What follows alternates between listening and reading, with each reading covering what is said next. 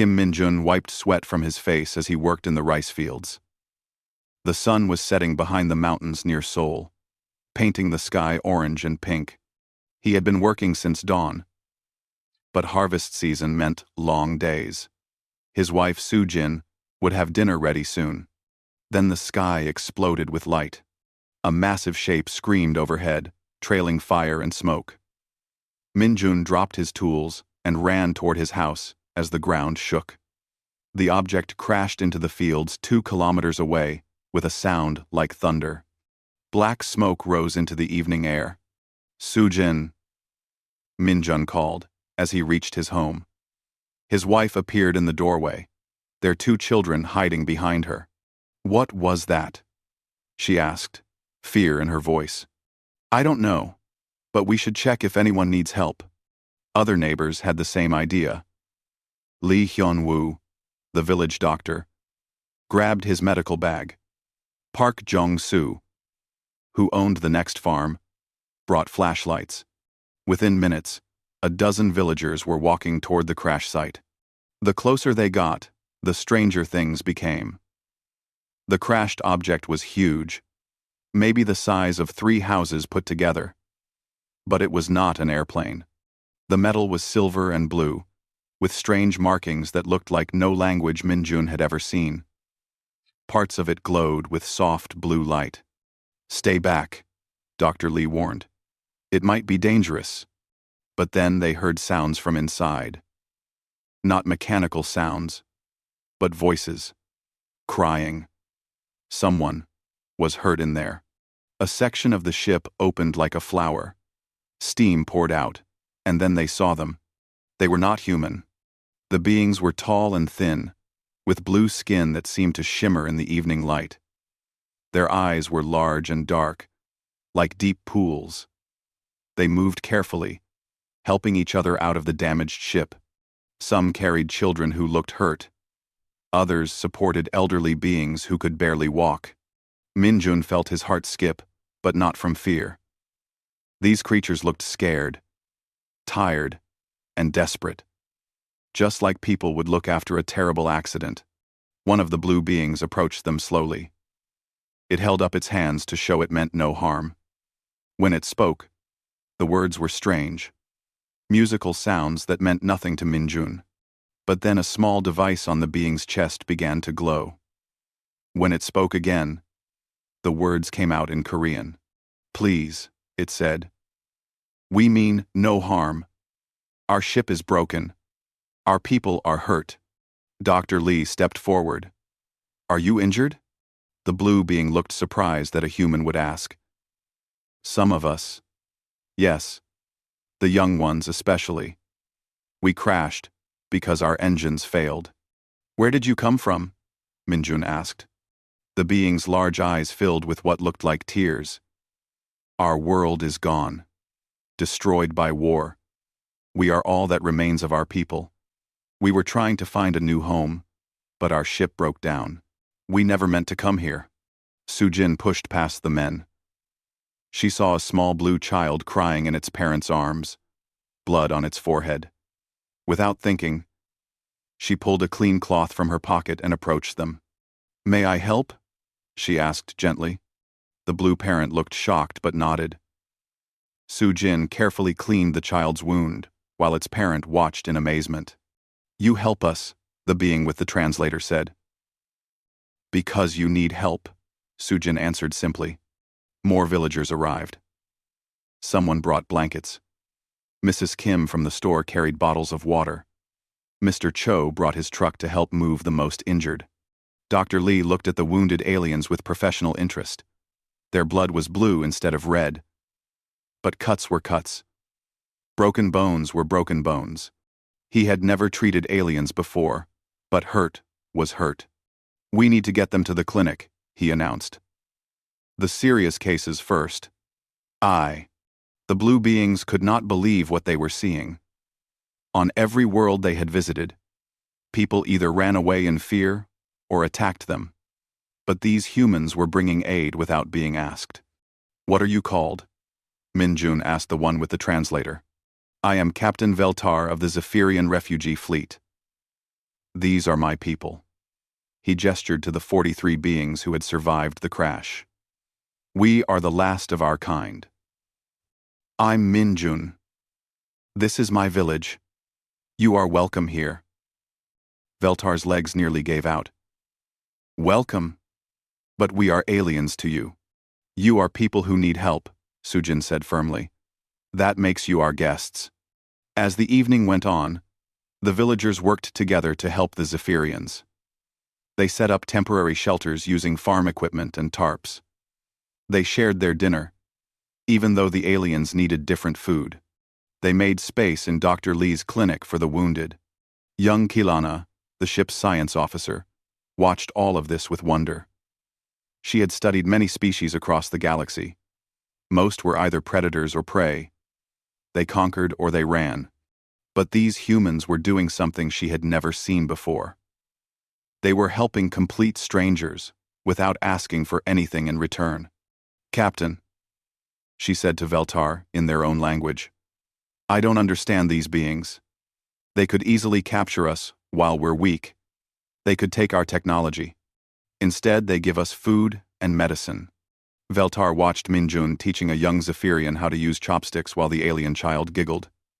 I don't understand either, Kylana, but perhaps we've finally found what we've been looking for. Late that night, Minjun sat with Veltar outside the makeshift medical tent. The Zephyrian captain was still amazed by everything that had happened. Your people will come soon, Veltar said. Your government, your military, they will want to lock us away or study us like animals. Minjun thought about this. Maybe. But they'll have to go through us first. Why would you protect us? Minjun looked up at the stars. Because it's the right thing to do. You're far from home, you're hurt, and you're scared. That makes you our responsibility now. Veltar was quiet for a long time. Finally, he said, in all our travels across the galaxy, we have never met people like yours. Then maybe you were meant to find us. Minjun replied. Neither of them knew that government satellites had already detected the crash. Military units were being prepared. Scientists were being awakened. The world would soon know that Earth had visitors. But for this one night, in a small farming village outside Seoul, two very different species had found something rare in the universe. Kindness. Between strangers. The helicopters arrived at dawn. Minjun woke to the sound of engines overhead. Through his window, he could see military vehicles surrounding the crash site. Soldiers in green uniforms were setting up barriers around the Zephyrian camp. He dressed quickly and ran outside. Other villagers were already gathering, looking worried. The peaceful night had ended. General Park Jae-hyun stepped out of the lead helicopter. Choi Yu-jin, a scientist from Seoul National University, carrying several cases of equipment. I am General Park, he announced to the crowd of villagers. This area is now under military control. All civilians must leave immediately. No, Sujin said, stepping forward. She had spent the night helping tend wounded Zephyrians. Her clothes were stained with blue blood. These people are our guests. The general looked at her like she was crazy. These are not people, madam. They are alien life forms that pose an unknown threat to national security. Dr. Lee joined Sujin. They are patients under my care. I won't abandon them. More villagers moved forward. They formed a line between the soldiers and the temporary shelters where the Zephyrians were staying. Minjun was proud to see his neighbors standing together. Captain Veltar emerged from one of the shelters. He walked slowly toward the general, his hands visible to show he meant no harm. I am Veltar, leader of these refugees, he said through his translator. We surrender to your authority. Please do not harm the humans who helped us. They are innocent. General Park studied the alien captain. You will come with us for questioning. Your technology will be examined. Your people will be contained until we decide what to do with you. No, Minjun said firmly. This is not your decision, farmer, the general replied. This is a matter of planetary security. But Dr. Choi was more interested in the Zephyrians themselves. She approached Kailana, who was helping treat wounded villagers with alien medical devices. Fascinating, Dr. Choi said. Your medical technology is centuries ahead of ours. We must study it immediately. Kailana looked uncomfortable. We share our knowledge freely with our friends. But we are not laboratory specimens. Everything changes now, Dr. Choi said. You're the greatest scientific discovery in human history. While the adults argued, something beautiful was happening nearby. Zephyrian children and human children were playing together. They had spent the night learning simple games from each other. Language was no barrier to young minds. A human boy named Kim Sung-ho was teaching a young Zephyrian girl how to skip stones across a pond. She was trying to teach him how to make the musical sounds that Zephyrians used for names. But then news trucks began arriving. Within hours, the quiet farm village became the center of world attention. Reporters from every major news channel set up cameras. The internet exploded with videos and photos of the crashed ship and its blue inhabitants. The reactions were mixed. Some news channels showed fear. They spoke of invasion and disease.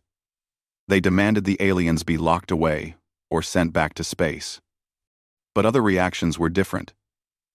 Children around the world drew pictures of friendly aliens. Religious leaders spoke of welcoming strangers. Aid organizations offered help. Social media filled with messages of support. People from dozens of countries offered to send food, medicine, and supplies. Parents shared photos of their children asking if the blue people needed friends. President Kim Da-un of South Korea called an emergency meeting. World leaders wanted to know what South Korea planned to do with the aliens. Some demanded they be handed over to international authorities. Others offered to take some of the refugees. But the villagers were not giving up. They crashed in our fields, Min-jun told a reporter. That makes them our responsibility. We don't abandon people who need help. Soo-jin was even more direct. Would you leave injured children on the street because they look different? These beings have lost everything. Their whole world is gone. The least we can do is show them kindness. Captain Veltar was overwhelmed by the human response. In his travels across the galaxy, he had seen species that conquered others for resources. He had seen species that ran from anything different. But he had never seen anything like this. Your people confuse me, he told Min-jun. Half of them fear us, but half of them offer help without knowing anything about us. That's humanity. Min-jun replied. We're not perfect. Some of us act from fear, but most of us try to do what's right. Young Kailana was studying human behavior with the same intensity she once used to study stars. She made notes about how humans could show both kindness and fear toward the same situation. Captain, she said to Veltar, I think these humans might be the answer to our problem. What do you mean? Every species we've met thinks in terms of strength and weakness. They either try to dominate us, or they fear we'll dominate them. But these humans think in terms of right and wrong. They help us because they believe it's right, not because they gain something from it. Dr. Lee was having similar thoughts as he worked with Zephyrian medical officers. They were sharing knowledge freely, teaching him about their biology while learning about human medicine. Your people are natural healers, he told Kailana. Your entire medical philosophy is about helping, not just curing. We learned long ago that a healthy community is stronger than any individual, she replied. But we've never met another species that understood this. As the day went on, more support arrived. Farmers from neighboring villages brought food and supplies. University students came to volunteer as translators and helpers. Religious groups offered temporary housing. But there was also opposition. Protesters arrived demanding the aliens be removed. Some carried signs saying, Earth for humans. A few tried to break through the police barriers. General Park grew more frustrated as the day continued. He had expected to take control of the situation quickly. Instead, he was dealing with an international incident, media chaos, and villagers who refused to cooperate. "This is becoming impossible," he told Dr. Choi. "We need to move the aliens to a secure facility." "The people won't let us," she replied. "And honestly, the aliens are cooperating better here than they would in a laboratory." That evening, President Kim called General Park directly. "The whole world is watching us," she said.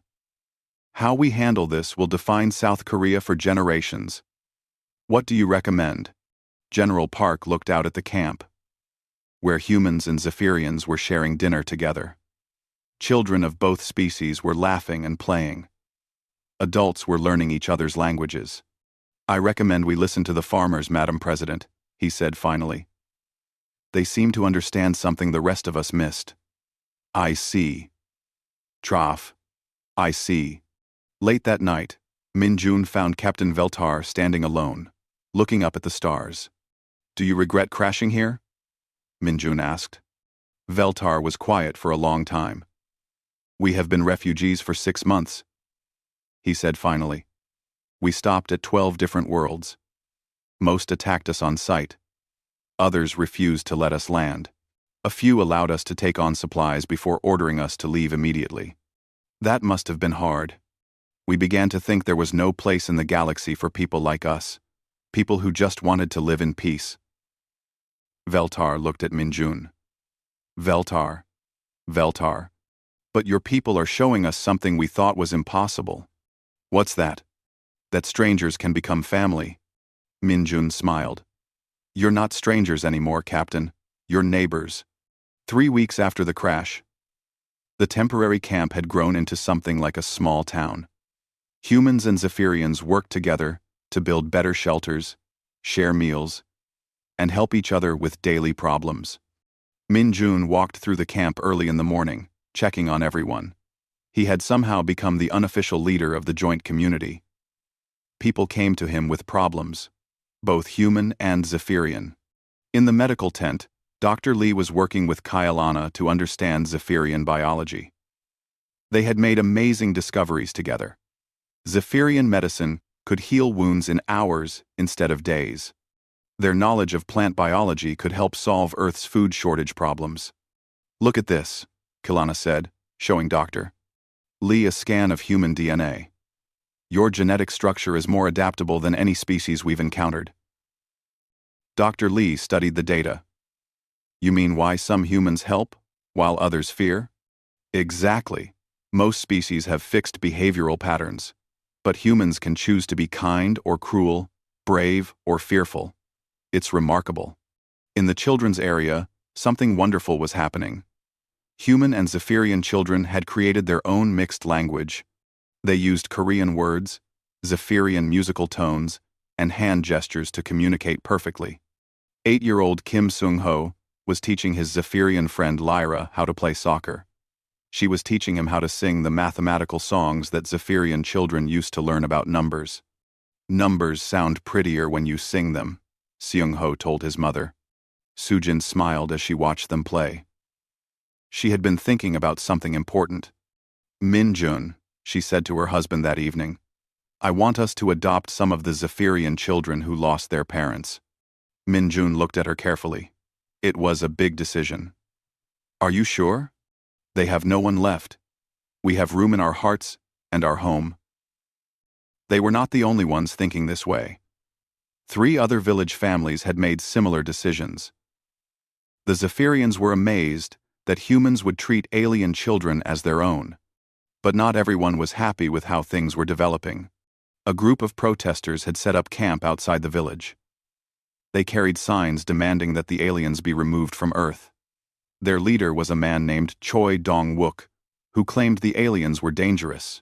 "They're using our kindness against us," he told reporters. "First they trick us into helping them, then they'll take over our world." Some foreign governments were also putting pressure on South Korea. The American ambassador wanted the aliens moved to a research facility in the United States. The Chinese government offered to buy any alien technology. The Russians wanted to study Zephyrian weapons. President Kim Da-yoon faced difficult choices every day. The whole world wants a piece of them, she told her advisors.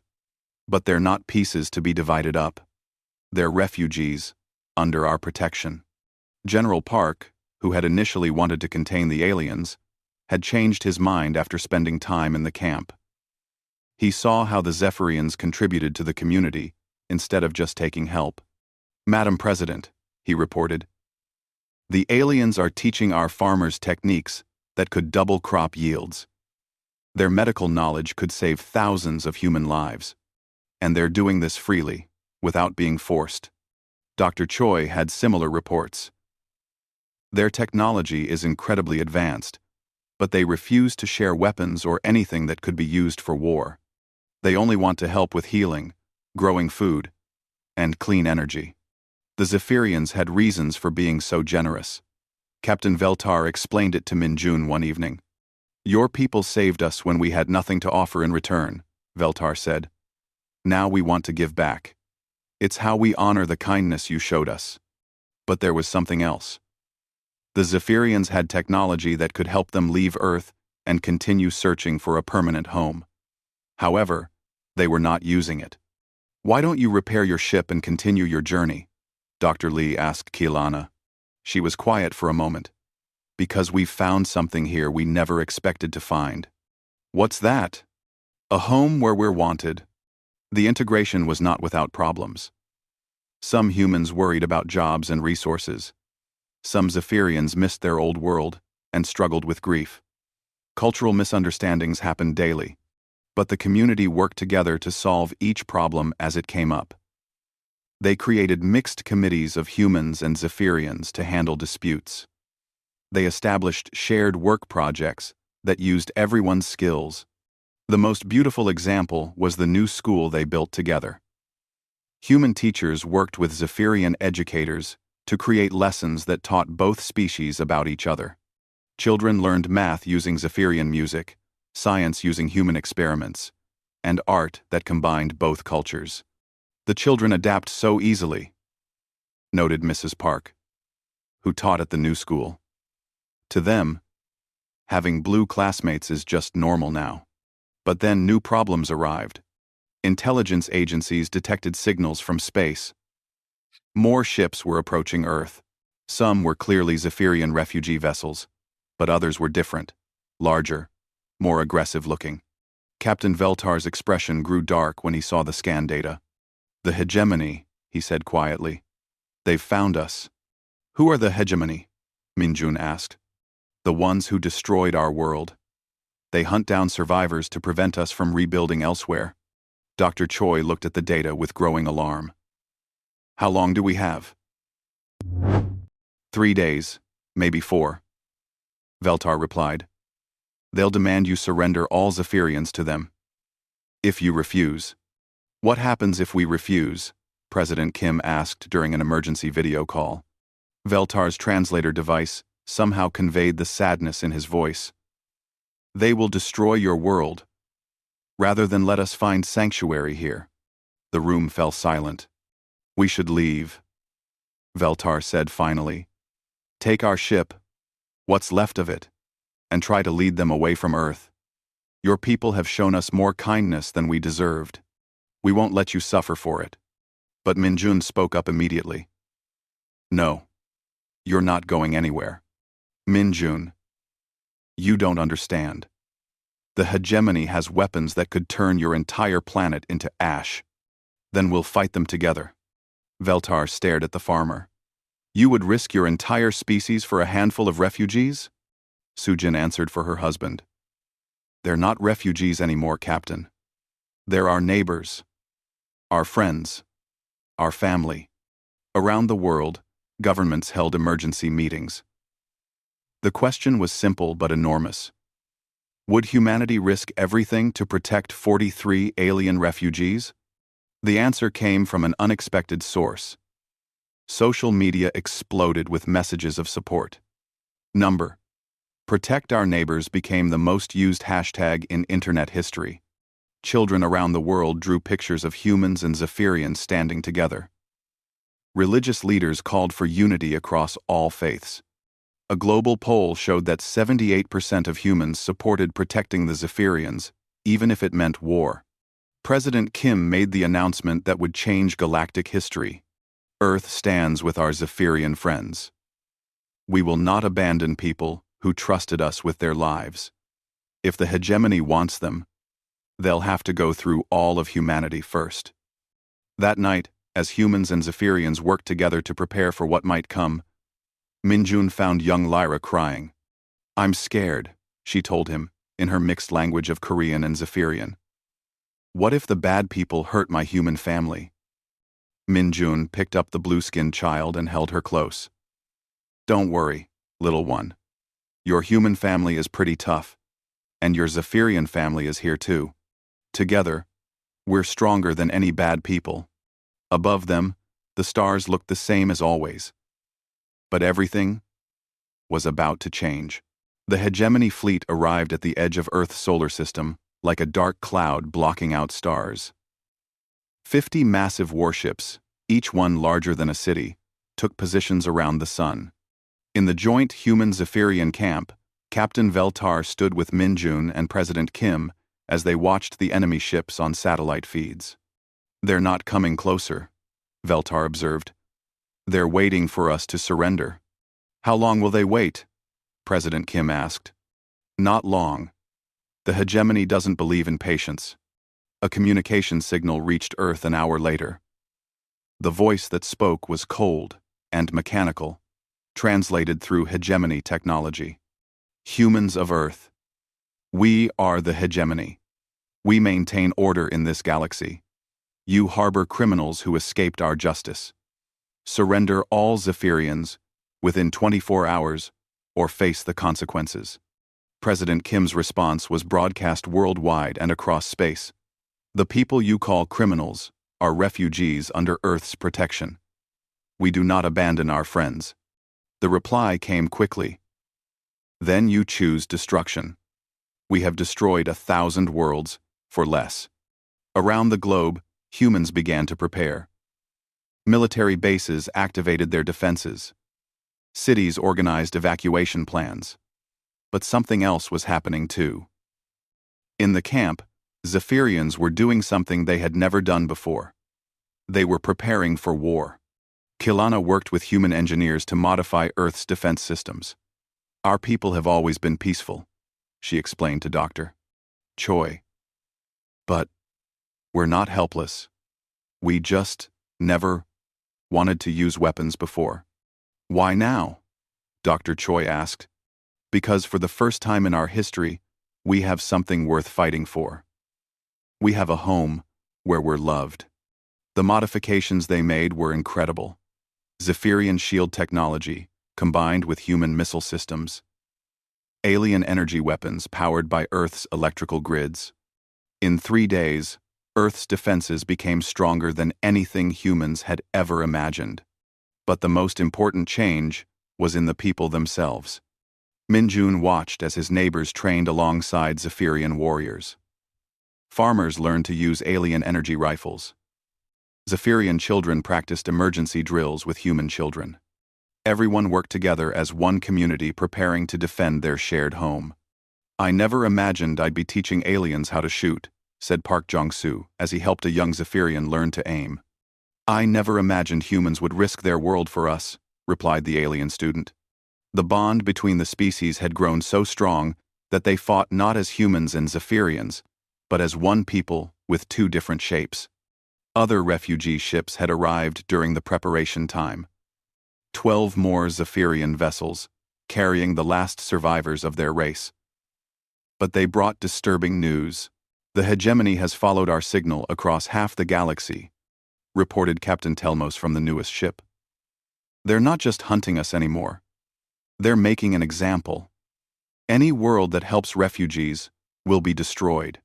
This made Earth's choice even more important. If they won, other worlds might find courage to resist the hegemony. If they lost, no one would ever help refugees again. President Kim spoke to the world one final time before the battle.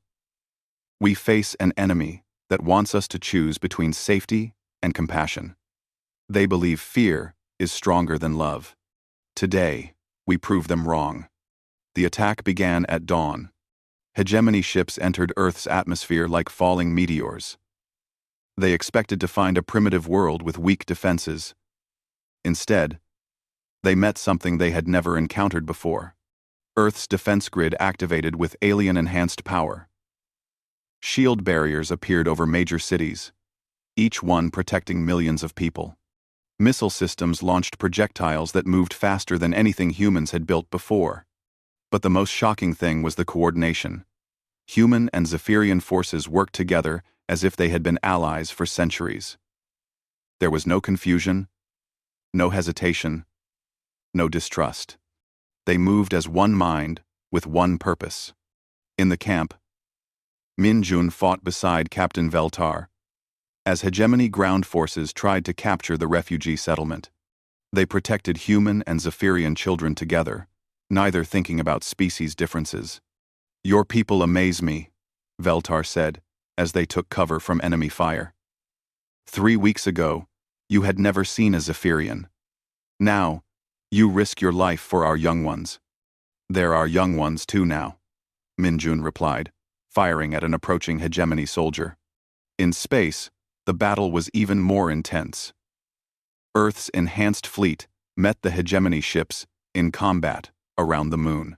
Human pilots flew ships with Zephyrian technology, while Zephyrian navigators used human tactical knowledge. The hegemony had never faced united resistance before. They were used to fighting scattered, desperate refugees, or single species defending only themselves. Earth's defense was something completely new. But the real surprise was still coming. Halfway through the battle, new ships appeared at the edge of the solar system. But these were not hegemony vessels. "Captain," Kailana called to Veltar over the communication system, "you need to see this." The new ships belonged to a dozen different species. Strange shapes and sizes, but all broadcasting the same message. "We stand with Earth." Other refugees had heard about Earth's choice. Species that had been scattered across the galaxy by hegemony attacks were coming together for the first time in decades. They had followed the signals of Earth's defense to offer help. "It's impossible," breathed Captain Telmos. "The Klaxons, the Vorthi, the singing crystals of Altair. These species have been hiding for 50 years. An insectoid captain from the Klaxon fleet spoke over the radio. "We heard there was a world where people help refugees instead of turning them away. We had to see if it was true." A crystalline voice from the Altair ships added, "If Earth can show this courage, perhaps the time of hiding is over."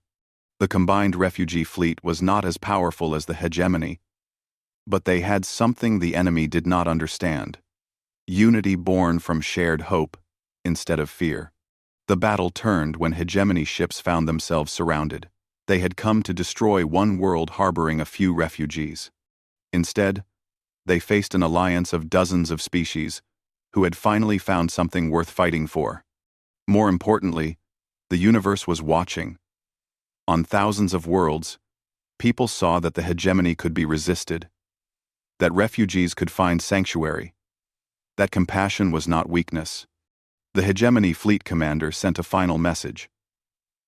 "This is not over. We will return with more ships. And we'll be here waiting," President Kim replied. "Along with everyone else who believes refugees deserve protection." As the enemy ships retreated, something beautiful happened. The refugee ships didn't leave. Instead, they asked for the same thing the Zephyrians had found: permission to stay. That evening, as Min Jun and Sujin sat with their expanded family of human and Zephyrian children, little Lyra asked an important question. "Are we safe now?" Min Jun looked around at the camp, which was already being rebuilt with help from a dozen different species. Humans were sharing food with insectoid refugees. Zephyrian children were teaching crystal beings how to play soccer. Dr. Lee was learning medicine from creatures that looked like living plants. "We're better than safe, little one," he said. "We're home." And this home has room for everyone who needs it. The galaxy had learned something new. Compassion could be stronger than conquest. Unity could defeat tyranny. And sometimes, the most powerful weapon was simply choosing to care about strangers. Earth had become the sanctuary world that refugees had dreamed about for generations. But more than that, it had become proof that a better way was possible. 5 years later, Minjun stood in what had once been his simple rice field. Now it was part of New Hope City, the first truly multi-species settlement on Earth. Buildings rose in graceful curves designed by Zephyrian architects, while human engineers provided the strong foundations. Gardens growing food from 20 different worlds filled the spaces between homes. He watched his daughter Lyra, now 13 and fully his own child despite her blue skin, teaching a group of mixed-species children how to sing the mathematical songs of her birth people. Next to her, his son Seung-ho was showing young Klaxon refugees how to play baseball with their multiple arms. "Hard to believe it started with one crashed ship," said a familiar voice. Minjun turned to see Captain Veltar, though he was Admiral Veltar now, leader of Earth's refugee defense fleet. The Zephyrian looked older but happier than the desperate being who had stumbled from a broken ship 5 years ago. "I still remember that first night," Minjun replied. "You were so surprised that we helped you." "We all were." In 500 years of galactic civilization, no one had ever seen anything like Earth's response. They walked together through the city center, where the original crash site had been turned into a memorial. Not a memorial to tragedy, but to the moment when everything changed. A simple plaque read, "Here, strangers became family." The changes had been incredible. Earth now hosted over 2 million refugees from 47 different species. But they were not refugees anymore. They were citizens, neighbors, friends, and family members. The technology sharing had advanced human civilization by centuries. Disease was nearly extinct thanks to medical knowledge from tree-like beings called the Vorthok. Hunger had ended with farming techniques from the crystalline Altarians. Clean energy powered everything through Zephyrian generators. But the most important changes were not technological. Dr. Lee, now director of the Galactic Medical Center, had discovered something amazing about humans. Their ability to feel empathy for completely different species was almost unique in the galaxy. Most beings could only care about their own kind. Humans could love anyone. "We studied it for years," he told visitors. "Humans have the most adaptable emotional systems we've ever encountered. They can form family bonds with beings they've never seen before, just because those beings need help." This discovery had changed how the galaxy saw both humans and each other. Kielana, who now led the Interspecies Research Institute, had made similar discoveries about cooperation. When species work together instead of competing, they become stronger than the sum of their parts, she explained to a group of galactic ambassadors. Earth proved this could work on a planetary scale. The political changes were just as dramatic. Earth had become the center of a new galactic alliance, an organization dedicated to protecting refugees and promoting cooperation between species. 37 worlds had joined so far, with more applying every month. President Kim, now Secretary General of the Alliance, often said, "We didn't set out to change the galaxy. We just tried to do the right thing for some people who needed help." But perhaps the most beautiful change was in the children. The first generation of humans and aliens to grow up together had no concept of species-based prejudice. To them, having tentacles or blue skin or crystal bodies was no stranger than having different colored hair. They spoke multiple languages, understood different cultures, and saw diversity as normal. Lyra exemplified this new generation. She was equally comfortable with Korean traditions from her adoptive human family and musical mathematics from her Zephyrian heritage. She had best friends from 6 different species and thought nothing of it. "Adults worry too much about differences," she told a reporter doing a story about mixed families. "We're all just people." Some people happen to have blue skin, or sing their thoughts, or glow in the dark. So what? The hegemony had not given up. They returned twice with larger fleets. But each time, they found Earth better defended and supported by more allies. The second battle had lasted 3 days.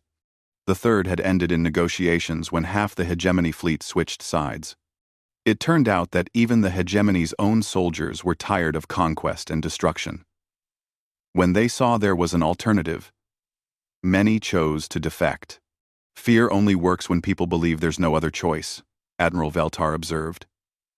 Earth showed the galaxy that there was another way. The defecting hegemony soldiers had brought disturbing news. The hegemony was planning a final, massive assault, gathering fleets from across the galaxy for one overwhelming attack.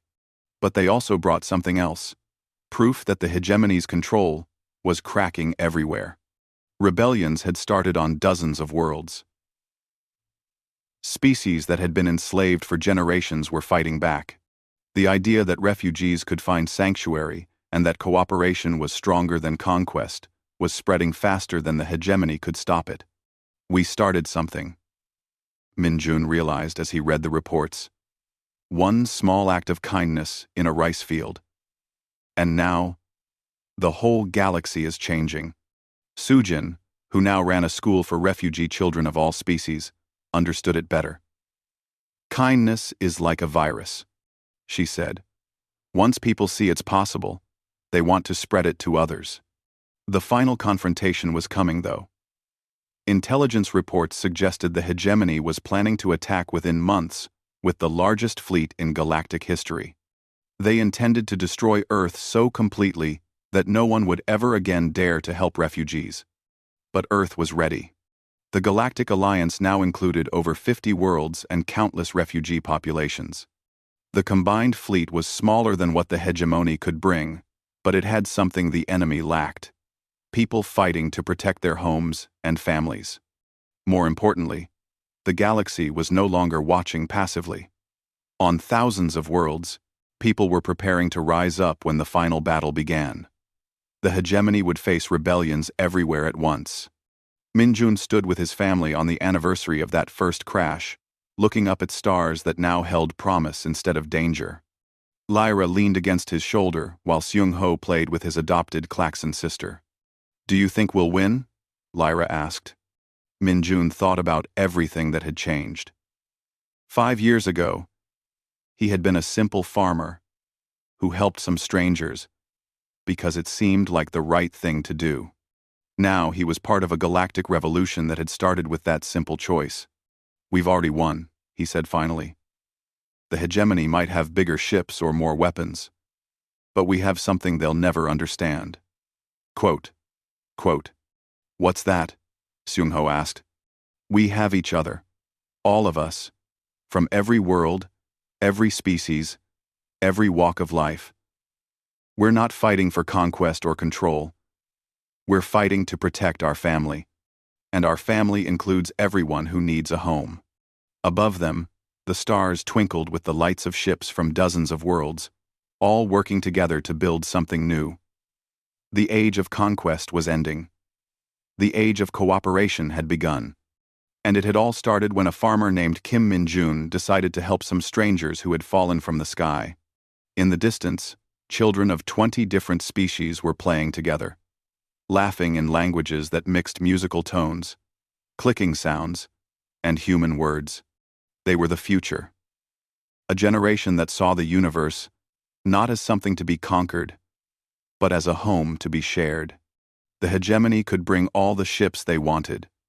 They would face an enemy they had never encountered before.